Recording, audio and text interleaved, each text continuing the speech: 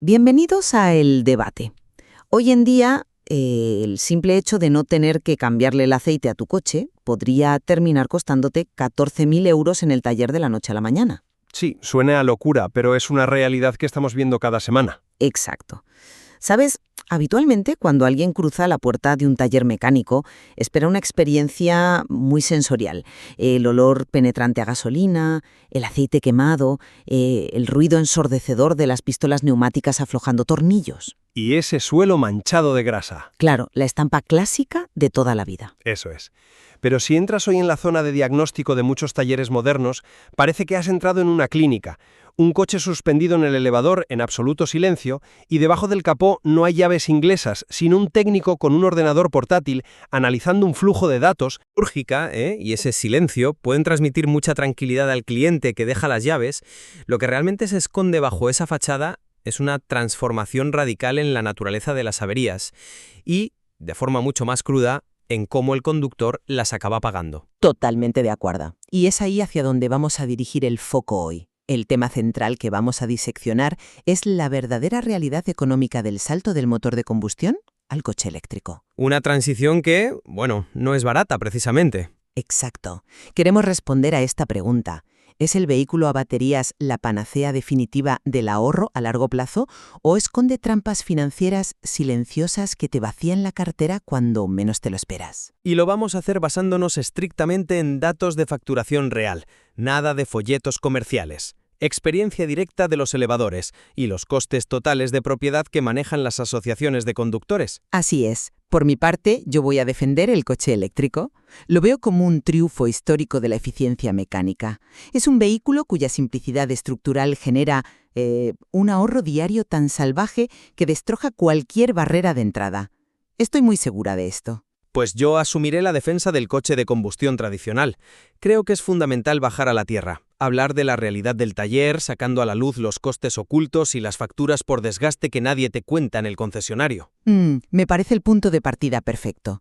Déjame arrancar poniendo las cartas sobre la mesa respecto a la superioridad del eléctrico. Adelante. Para mí, todo se reduce a un principio básico de la ingeniería, que es la elegancia de la simplicidad estructural. Piensa por un momento en lo que es un motor de combustión interna. Es, literalmente, una caja de metal diseñada para contener miles de pequeñas explosiones por minuto. Sí, explosiones controladas. Controladas, claro. Pero para que eso no salte por los aires, necesitas una cantidad absurda de piezas móviles que encajen con precisión milimétrica. En un coche eléctrico, todo ese caos desaparece. Eliminamos de un plumazo el cárter, el aceite, las bujías, los inyectores, la correa de distribución. Ya, te quitas el mantenimiento tradicional. Todo. La caja de cambios, el embrague y todo ese laberinto que es el sistema de escape y el control de emisiones. Físicamente, hay un 80% menos de piezas móviles. Y menos piezas rozando entre sí significa pura y llanamente menos visitas al taller. Si miramos el ciclo de vida a 10 años, el mantenimiento de un eléctrico rara vez pasa de los 1.500 euros. Ya, pero... Frente a los 3.500 o más de 4.000 euros que te va a exigir un gasolina o un diésel. O sea, la matemática a favor del usuario es aplastante. A ver, esa matemática que mencionas suena increíble sobre el papel. De verdad que sí. Pero choca de bruces a más de 100 km por hora contra lo que yo veo en la realidad de la facturación diaria. ¿A qué te refieres exactamente? El problema de tu argumento es que asume que menos piezas equivale automáticamente a facturas más baratas. Y sinceramente, el mercado no funciona así. Es cierto que te libras del cambio de aceite, sí, pero a cambio, la tecnología de alto voltaje ha introducido lo que en el sector ya conocemos como el recargo eléctrico en la mano de obra. Espera. ¿Un recargo simplemente por ser eléctrico? Pero si conectar una máquina de diagnosis lleva el mismo tiempo que en un gasolina moderno. Es que no se trata de enchufar al ordenador, se trata de la seguridad humana. Quien nos esté escuchando y no sea mecánico debe entender que en un coche diésel trabajas con 12 voltios. Si te da un calambre te llevas un susto y poco más. Vale, eso es cierto. Pero en un coche eléctrico estás lidiando con baterías de 400 u 800 voltios. Eso es letal. Por tanto, el taller necesita técnicos que hayan pasado por cursos de certificación de alto voltaje que cuestan mucho dinero. Necesitan usar lo que llamamos herramientas aisladas de clase cero. Sí, herramientas con recubrimiento dieléctrico. Exacto. Esto no es una llave inglesa normal. Está testada para soportar 1000 voltios sin freír al mecánico. Y usan guantes especiales que caducan y hay que reponer constantemente. Además, el protocolo exige desconectar la batería de alta tensión, verificar la ausencia de voltaje y acordonar el coche antes de tocar nada. Ya. Todo ese tiempo de protocolo, esa formación y esa herramienta especial, pues se traslada a la factura del cliente. Casi la mitad de los talleres independientes ya aplican un sobrecoste que ronda el 17% en su tarifa por hora solo por este concepto. A ver, entiendo la gravedad del riesgo eléctrico, y no la minimizo para nada. Pero fíjate que todo lo que acabas de describir son cuellos de botella de una fase de transición. ¿Tú crees? Estoy convencida. Hace 20 años, cuando los coches empezaron a llenarse de centralitas electrónicas, los talleres también tuvieron que comprar máquinas de diagnóstico carísimas y aprender a usarlas. Y al principio lo cobraban más caro. Sí, amortizaban la máquina. Pues a medida que el parque móvil se electrifique de forma masiva, ese recargo del 17% se va a diluir por pura competencia entre talleres. Además, para mí es clave entender la naturaleza del coche con una analogía. A ver esa analogía. Un coche de combustión es como un reloj automático suizo. Es fascinante, pero requiere que un relojero lo abra, lo limpie, lubrique sus cientos de engranajes diminutos y lo ajuste periódicamente, porque la propia fricción lo desajusta. Vale. El coche eléctrico, en cambio, es como el smartphone que tienes en el bolsillo. No tiene piezas móviles internas que requieran lubricación mensual. Es estado sólido. Simplemente funciona sin fricción hasta que, al cabo de los años, su vida útil se agota. Buf, esa analogía me viene como anillo al dedo porque esconde el gran problema de esta tecnología. ¿Por qué? Piensa, ¿qué haces con ese smartphone cuando se le cae una esquina de la pantalla o cuando la batería ya no te aguanta ni medio día? Lo tiras a la basura, porque repararlo cuesta casi lo mismo que comprar uno nuevo. Bueno, no siempre. Casi siempre. Y eso es exactamente lo que está pasando en la calle. Un coche de combustión, ese reloj suizo que dices tú, se puede reparar pieza a pieza, se puede heredar de padres a hijos. Sí, pero a costa de facturas constantes. Ya, pero sigamos con los costes operativos que la gente sufre cada año, porque me hablabas del mantenimiento general, pero yo quiero poner el foco en los seguros. Ah, el tema de las pólizas. Exacto.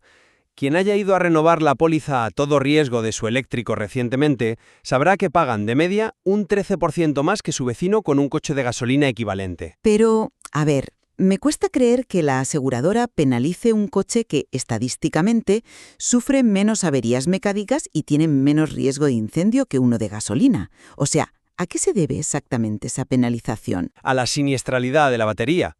Es simple. Las aseguradoras son entidades matemáticas financieras. No les importa la ecología a lo más mínimo. Claro, miran el riesgo. Eso es. El paquete de baterías de iones de litio suele ir montado en el suelo del coche, en toda la zona inferior. Si tienes un golpe, digamos que te subes a una isleta de forma violenta o tienes un choque lateral que abolla ligeramente la carcasa protectora de la batería, ¿El fabricante te pone problemas? protocolo de seguridad. Ante un posible riesgo térmico no permite reparar esa carcasa. Exige cambiar la batería entera.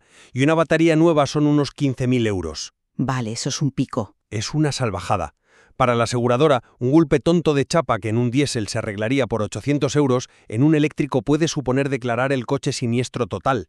Por eso, te suben la cuota mensual. Vale, te compro que el protocolo de reparación post-accidente aún es draconiano por pura precaución. Pero volvamos a lo que el 99% de los usuarios experimenta, el uso normal de cada día. Venga. Ese peso extra de la batería en el suelo del coche que mencionas, paradójicamente, es lo que permite una de las mayores ventajas del eléctrico, que es la frenada regenerativa.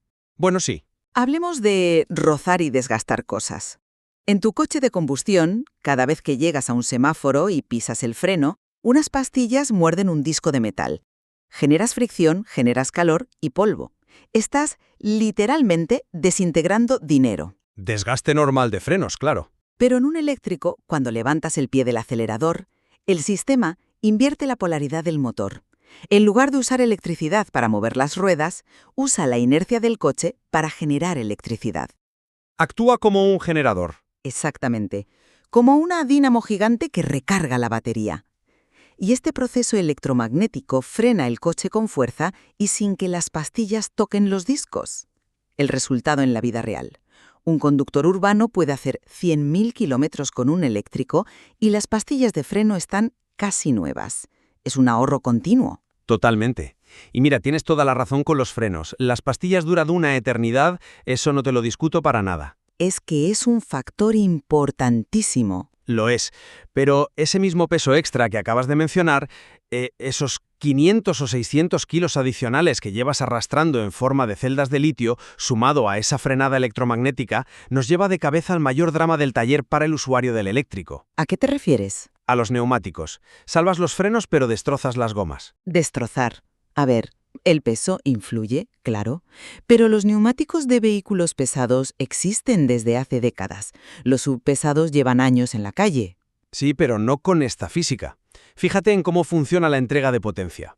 Un motor diésel o gasolina necesita coger revoluciones. Pisas el acelerador, el motor sube a 2000 vueltas y la fuerza llega a las ruedas de forma gradual. Sí, la curva de par es diferente. Un motor eléctrico entrega el 100% de su fuerza, lo que llamamos el par motor, en el milisegundo en que rozas el acelerador. Tienes un par instantáneo brutal empujando media tonelada de sobrepeso. Vale, la aceleración es más brusca. Esa combinación genera unas fuerzas de cizalladura inmensas en la zona de contacto entre la goma y el asfalto. Básicamente, el coche está arrancando minúsculas capas de goma cada vez que sales de un semáforo. Y no puedes ponerle cualquier neumático barato, ¿eh? ¿No? Llenan neumáticos específicos. Necesitan compuestos con flancos reforzados para aguantar ese par y espumas interiores para silenciar el ruido de rodadura, porque al no haber motor que suene, se oiría muchísimo la carretera en el habitáculo. Cierto, el confort acústico exige eso. Pues estos neumáticos especiales cuestan entre 350 y 700 euros el juego, y los usuarios los están fundiendo cada 25.000 kilómetros. O sea, todo lo que te ahorras en aceite y frenos se lo queda el taller de neumáticos. Es innegable que la física de mover 2 toneladas desde cero tiene un impacto, pero creo que estás pintando el peor escenario posible. Yo diría que es el escenario medio. No, la degradación extrema de los neumáticos depende profundamente del pie derecho del conductor. Si quien nos escucha se compra un eléctrico de 300 caballos y acelera en cada ceda al paso como si fuera Carlos Sainz en un tramo de rally, pues por supuesto que fundirá los neumáticos. Bueno, pero el par está ahí. Sí, pero con una conducción suave y anticipativa, que es como se debe conducir un eléctrico, las cifras de desgaste se estabilizan y se acercan muchísimo a las de un coche automático pesado de combustión. Aunque conduzcas como un monje, el peso muerto sigue ahí.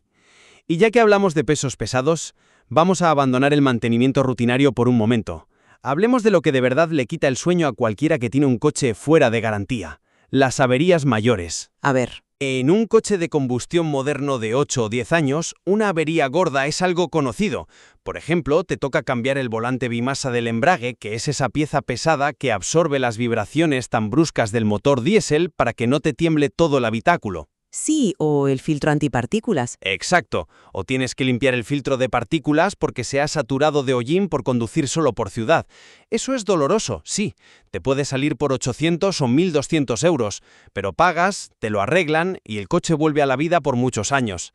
En un eléctrico, las averías mayores juegan en una liga financiera que directamente asusta. Pero las averías mayores en un eléctrico son estadísticamente muchísimo menos probables precisamente porque no hay embragues bimasa, ni filtros que se saturen de hollín, ni inyectores de alta presión que fallen. Menos probables, tal vez, pero infinitamente más destructivas para tu bolsillo cuando pasan.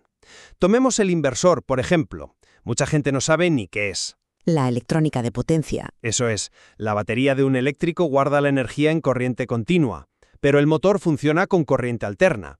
El inversor es el cerebro electrónico que transforma esa energía miles de veces por segundo. Y es una pieza fundamental, sí. Maneja cientos de amperios y genera un calor infernal. Si un inversor falla fuera de garantía, la broma no baja de los 2.000 euros. Y si llegamos al temido fallo de uno o varios módulos de la batería principal, prepárate. Bueno, ahí entramos en reparaciones de módulos, no siempre se cambia entera. Las marcas casi siempre obligan a sustituir todo por seguridad. Cambiar una batería ronda entre los 10.000 y los 16.000 euros. Una factura así en un coche que tiene 9 años y que en el mercado de segunda mano apenas vale 12.000 euros, eso no es una reparación. Ya sé por dónde vas. Es un siniestro técnico total. ¿Te acuerdas de la analogía del smartphone que hacías antes, verdad? Sí. Pues eso. Un coche de combustión viejo se repara con piezas de desguace o de competencia. Un coche eléctrico viejo con la batería muerta es un pisapapeles gigante y muy caro que va directo a la chatarra. Entiendo perfectamente ese miedo. Es muy llamativo ver facturas de 15.000 euros. Pero permíteme aterrizar esos números terroríficos con los datos actuales. Lo que describes es el síndrome del primer Nissan Leaf, donde las baterías se degradaban rápido porque no tenían gestión térmica. No tenían refrigeración, ¿no? Exacto. Pero las baterías de hoy en día no son una simple caja de pilas, tienen sistemas de refrigeración y calefacción líquida activa. Siguen siendo componentes químicos, al fin y al cabo. Sí, pero un ordenador bombea líquido anticongelante entre las celdas constantemente para mantenerlas a 25 grados, ya sea en pleno agosto en Sevilla o en diciembre en Burgos. Y gracias a esto, la batería no muere repentinamente a los 10 años pidiéndote 14.000 euros. Ya, pero se va desgastando. Sufre una degradación química gradual y lentísima. Los datos de flotas masivas nos dicen que, a los 200.000 kilómetros, estas baterías retienen en promedio más del 85% de su capacidad original. Así que esa espada de Damocles financiera que mencionas es en realidad un caso extremadamente atípico y suele estar cubierto por la garantía legal obligatoria de 8 años o 160.000 kilómetros que dan todos los fabricantes. Bueno, que se lo digan a los taxistas y flotas de BTC, que hacen esos 160.000 kilómetros en apenas 2 años y medio, y se encuentran fuera de garantía con la degradación encima. Y les toca pagar. Ya, pero insisto en que son usos comerciales extremos, no el del usuario medio. Pero bueno, aceptemos que cada tecnología tiene su riesgo a largo plazo. Vale. Donde el eléctrico no tiene rival absoluto, donde la estadística es abrumadora e incuestionable, es en el coste de uso de la energía diaria. Este es el verdadero elefante en la habitación. A ver. Y es la razón por la que el coche de combustión tiene los días contados financieramente. Hablemos de euros por kilómetro. Quien nos escuta y tiene un garaje sabe que cargar el coche en casa con una tarifa nocturna Valle le cuesta entre 3 y 10 céntimos el kilovatio-hora. Asumiendo que tienes garaje, claro. En la práctica, esto significa que hacer 100 kilómetros te sale por menos de 2 euros. Recorrer 10.000 kilómetros al año te cuesta unos 200 o 300 euros en electricidad. Sí, es muy barato. Llenar el depósito de gasolina de un coche medio para hacer esos mismos 10.000 kilómetros supera fácilmente los 1.100 o 1.200 euros. Estamos hablando de que cada mes que pasa, el usuario del eléctrico se guarda casi 100 euros limpios en el bolsillo. 100 euros al mes. Ese flujo de caja constante a tu favor, a lo largo de 10 años, no solo paga cualquier cambio de neumáticos especial que me decías antes, sino que amortiza buena parte del coste del coche. Ya.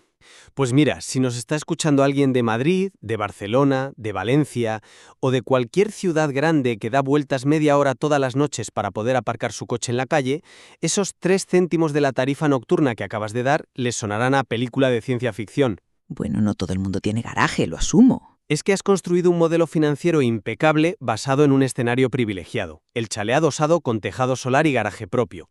Pero en nuestro entorno, casi el 70% del parque móvil duerme en la calle. No tienen un enchufe privado al que conectarse a las 2 de la madrugada. Toda esa gente depende inexorablemente de la red de cargadores públicos. Ya, pero la red de recarga en vía pública, los postes de carga lenta en los barrios, están creciendo exponencialmente cada mes. Sí, claro que crecen, pero ¿a qué precio? Cuando dependes del operador público, la tarifa de 3 céntimos desaparece. Se multiplica por 10 o por 20. Y aquí quiero dar la vuelta a tu argumento del coste de uso, introduciendo el escenario del viaje por carretera. Vale, los viajes largos. Llega el fin de semana o las vacaciones y sales a la autovía. A 120 km por hora constante, la física choca de nuevo contra el eléctrico. El consumo sube, es normal. Se dispara. El rozamiento aerodinámico es enorme, y un coche que en ciudad consumía 14 kWh cada 100 km, en autopista se planta en 20 kWh. Además, necesitas cargadores rápidos, de corriente continua de alta potencia, para no pasarte 3 horas esperando. Sí, en un cargador de 50 o 150 kilovatios. Pues esos cargadores no te cobran el kilovatio a precio de bar, ¿eh? Te lo cobran a 60 u 80 céntimos. Si haces las matemáticas reales en un viaje largo, a 80 céntimos el kilovatio y consumiendo 20 a los 100, ese trayecto te está costando 16 euros cada 100 kilómetros. Es un pico, sí. Eso es más caro que viajar en un diésel moderno que te haga 5 litros a los 100. En el instante en que sales de tu burbuja urbana, la ventaja económica del coche eléctrico se pulveriza por completo. Tienes razón en que la carga rápida en autopista es cara, ¿eh? Porque esencialmente estás alquilando una infraestructura potentísima capaz de inyectarle a tu coche la misma energía que consume un bloque de pisos entero en un instante. O sea, estás pagando por la disponibilidad de esa potencia. Cierto. Pero tenemos que mirar el cuadro completo.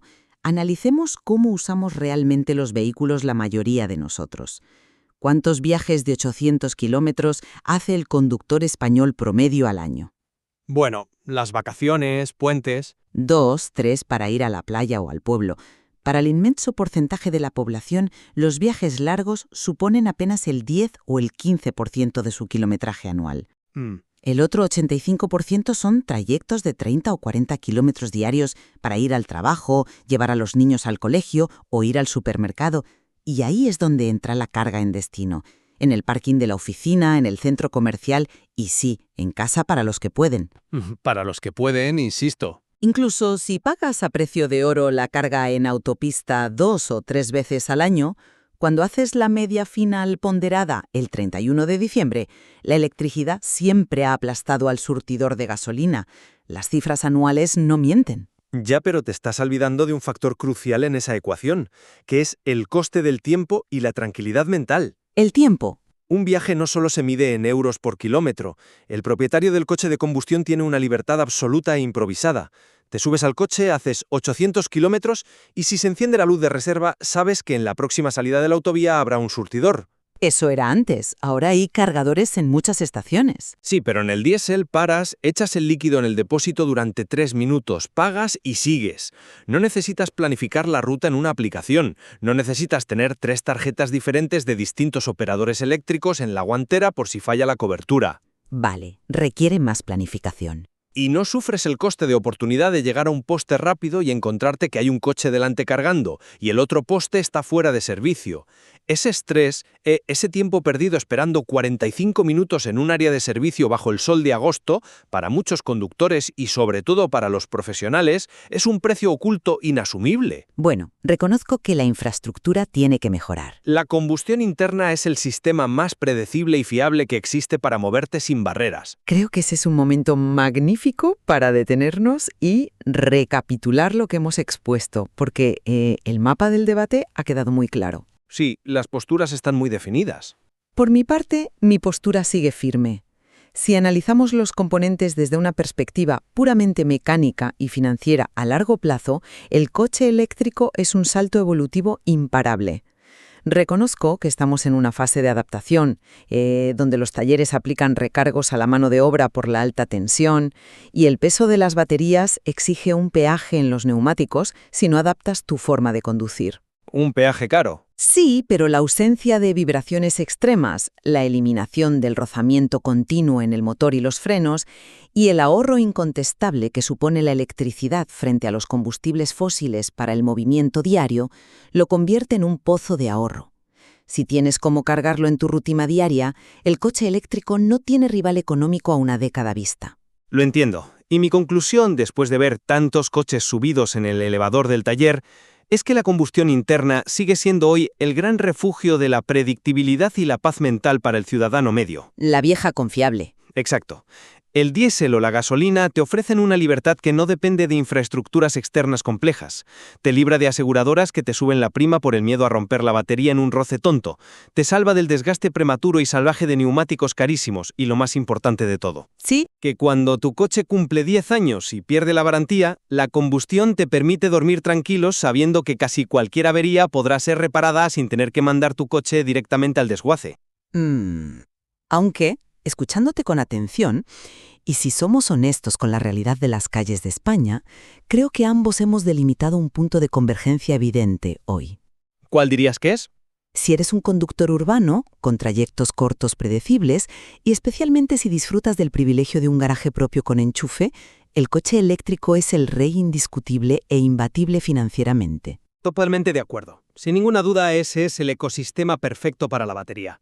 Y por el contrario, la tecnología de combustión mantiene firme su corona en la carretera.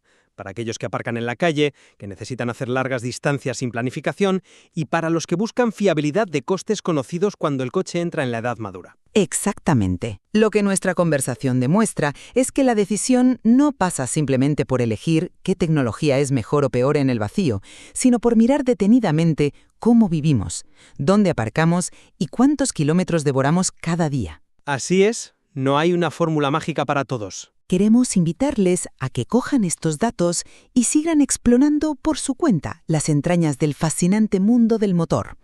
La próxima vez que dejen las llaves en un taller, pregúntense qué están pagando realmente. ¿Piezas mecánicas desgastadas por la fricción o protocolos eléctricos de alta seguridad? La respuesta, y sobre todo su dinero, está en sus manos. Hasta la próxima. Un saludo a todos, nos vemos en la próxima.